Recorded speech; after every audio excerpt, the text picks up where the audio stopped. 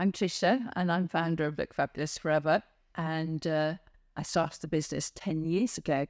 And I work with my two daughters. This is Suzy, and this is Anna. Hi, I'm Anna, and I joined the business about 6 months after Tricia started it.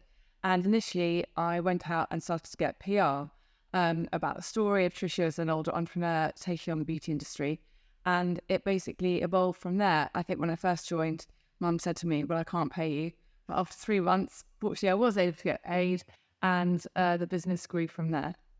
Hi, I'm Suzy. I'm the Operations Director at Look Fabulous Forever. I joined Look Fabulous Forever 8 years ago now. I used to work for a large corporate bank, and I was looking for a different challenge that also fit around my family life rather than commuting to Canary Wharf every day.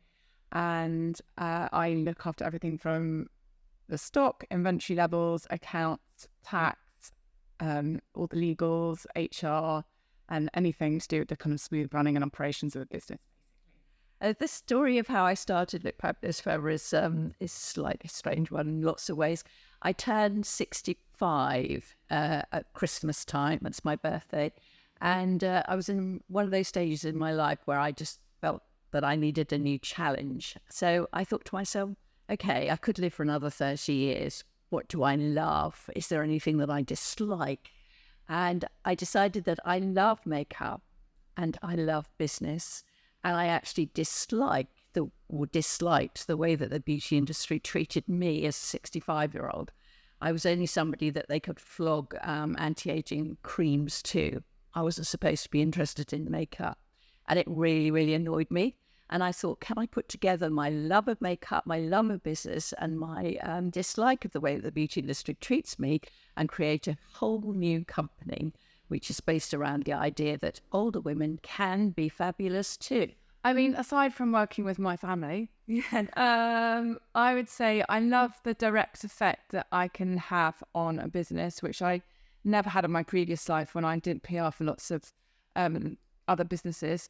And I think being able to have an influence over all aspects of the business when I became managing director was also something I really enjoyed and really loved. So I'd say, yeah, it's the kind of, when you run your own business, it's the direct effects you can have on things, which is quite rewarding. Again, it's nice working with family.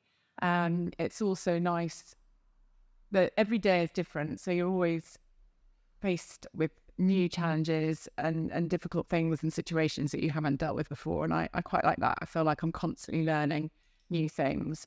And I look after products. So it's always really nice to me when I get the final product in my hand that I've been working on and it gets sent to me. And I think, oh, we did it. It's done. And it's exciting to get it on the shelves and out to our customers. Well, I love it all. I really love it all. I love working with a team.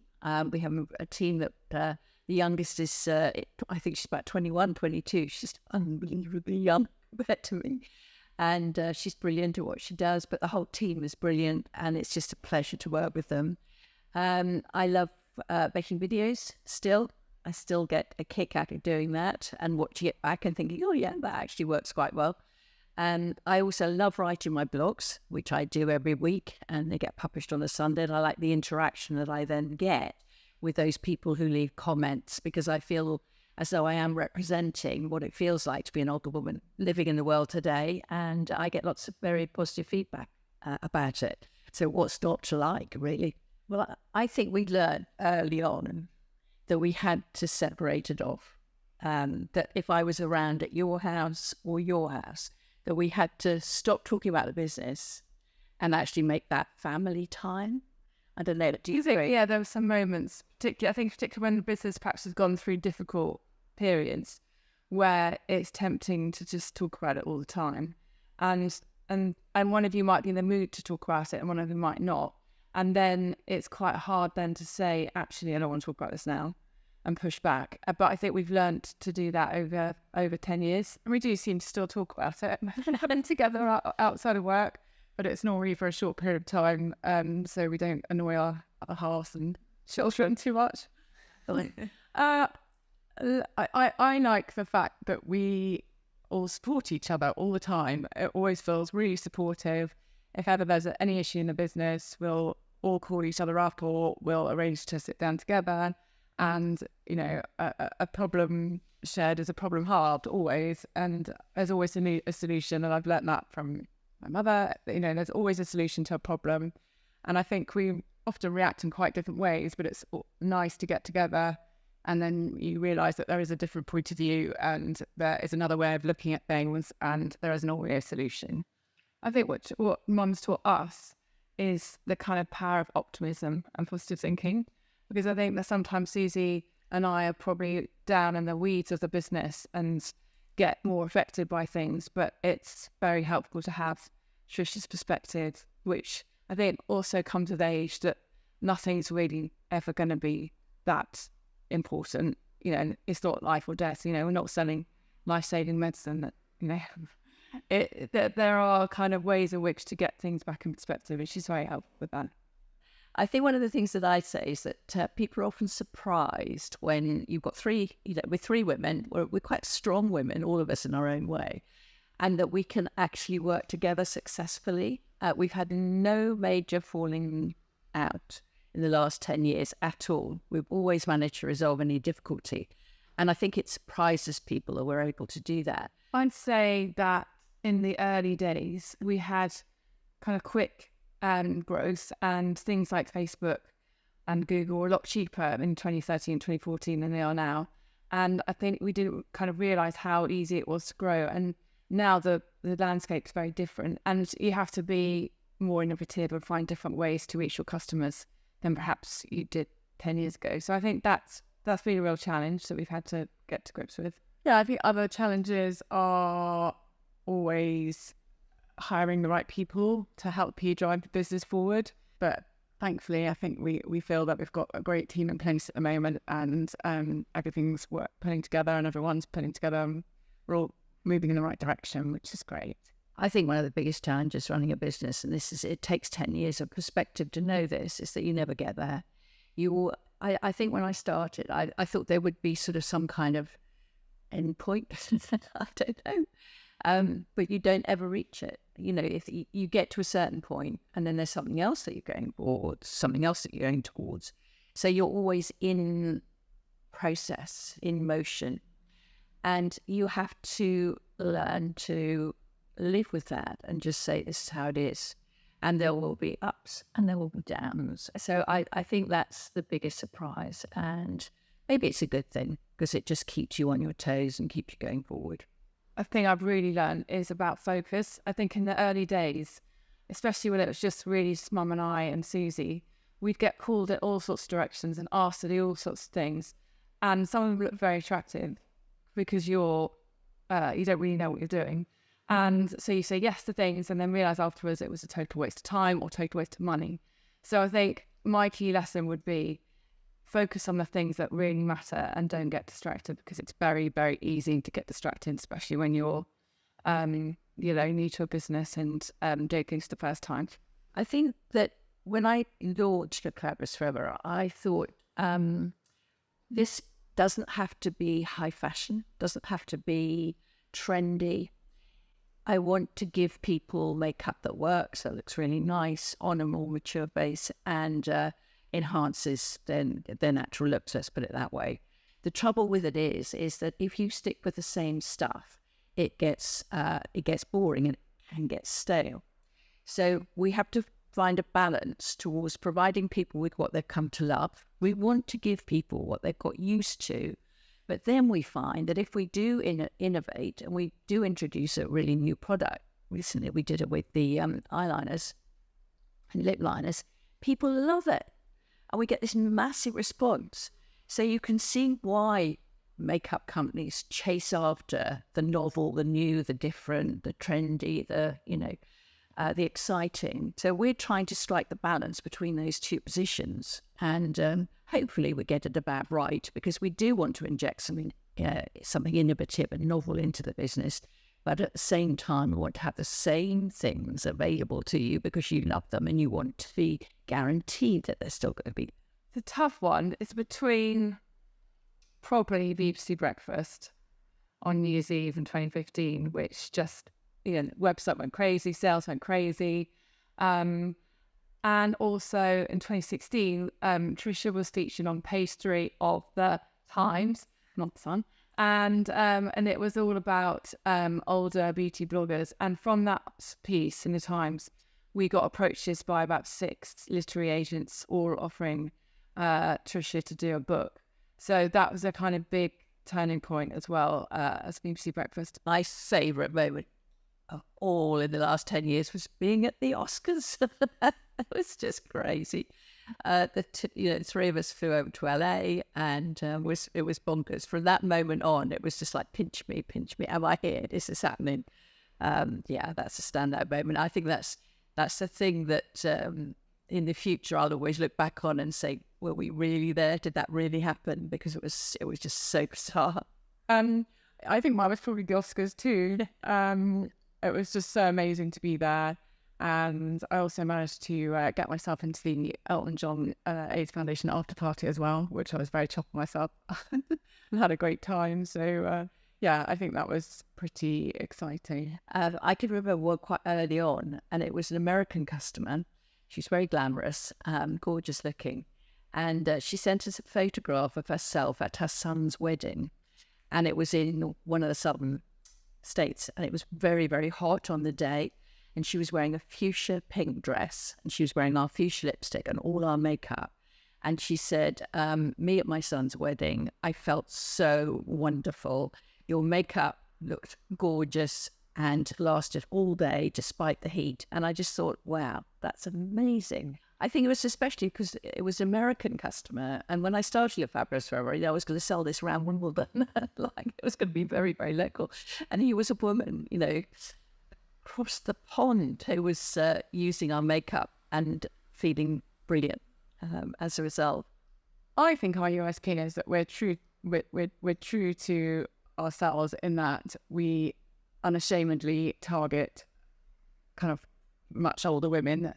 We've often been asked by various different people, sometimes by investors, whether we would consider skewing our focus to a younger audience. But Tricia has always said, absolutely not. This is who we are. And I mean, our customers do generally identify with you, don't they? So it tends to be a slightly older woman, but I think that's definitely our USP. We haven't tried to go on after the younger audience. I also think that, we live in this really weird society where when it comes to aging, so it's not something you're supposed to do. It's something you're supposed to fight against as if you can. And when it comes to fashion and beauty, it is often thought that by being associated with older people, it taints the brand.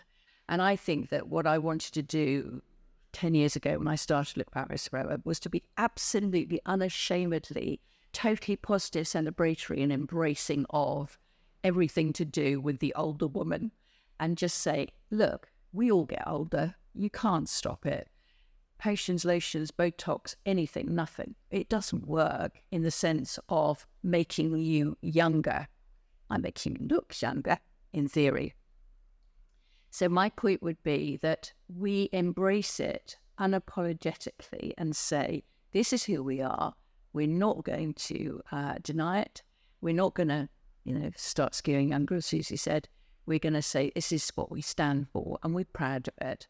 And I think that that's one of the reasons you said, how is it that we've managed to carry on going for 10 years in a very competitive market? And it's because we aren't apologizing for what we stand for, who we are. And, and as I said, we're proud of it. I think it was fairly easy to think about going into skincare. I was wanting something better than I could buy in the shops. And I just kept, in fact, when I was writing my book, I did a lot of research on the latest sort of scientific findings around best ingredients for skincare, which was very helpful. Because when we decided that we would go into skincare, approaching a company and a chemist, basically a formulator, somebody would help us to put the range together. I knew what I wanted, and I could put my hand on my heart and say, this is the best skincare that I've ever used, and I think it's brilliant. So that was easy with skincare. Hair care was a little bit more of a stretch, but same thing. What are the problems that older women had with hair? And I know that mine has become finer. It's not so voluminous as it used to be. So it seemed obvious to develop a hair care range that would help thinner, finer hair look better. And yeah, so that's why we decided to do that as well. We do quarterly customer surveys now, and we've been doing them for about 3 years. And we ask for feedback on everything, but particularly if we think about launching a new product, it's a way of us gauging interest and whether the price we think about is right, etc., etc. So those surveys have become a really important part of our business. We look at the feedback as soon as it's done every quarter, and we'll go through any issues that we have around existing product, and we'll take that away to the manufacturer and discuss those problems and see what can be done, whether we need to look at different componentry, what's involved in potentially changing the stuff over. So we always try to listen to feedback and take on board the comments and try and improve the products all the time. We obviously want our customers to be happy. I was quite involved in skincare, so when we launched that range, I'd worked quite closely with the manufacturer and the chemist. So I think that's my favourite launch, and that was in 2019, believe it or not. And the product I love the most is the blusher. I use peach cream, and I think it's really easy to apply. You can kind of build it up, or have more of it or less of it depending on the look you're going for, and I just think it's a great product. I love lots of our products. I agree on the blusher. My favourite is probably the brown shape.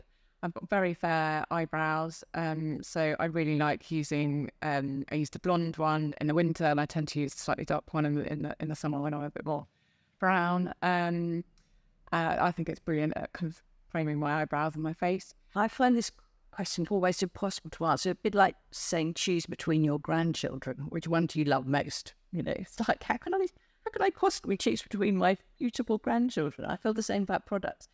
I suppose my favourite product, not from the point of view of, I love the way that all our products work on my face, but my favourite product of all, just because it's consistently up there as one of our best sellers. So from the point of view of the business success, I'd have to choose the face primer. It just made such a difference to how my makeup looks. So I suppose because it was one of the first products, because it's still one of our best sellers, because everybody loves it when they try it, that's got to be right up there as a very important product. I promise, let's put it that way.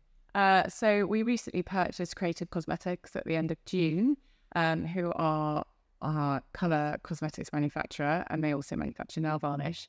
And the decision process, we literally went down there just to have a kind of check-in meeting. We hadn't been down there for a few years because of COVID, and we were just chatting away to the owners to see what their longer-term plans were.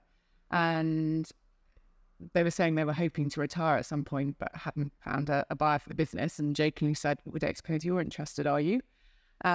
Which was very interesting. And actually, on the way down there, Tricia discussed chatting together, and Tricia said, it'd be quite exciting if we could, maybe we should buy them. We should buy them.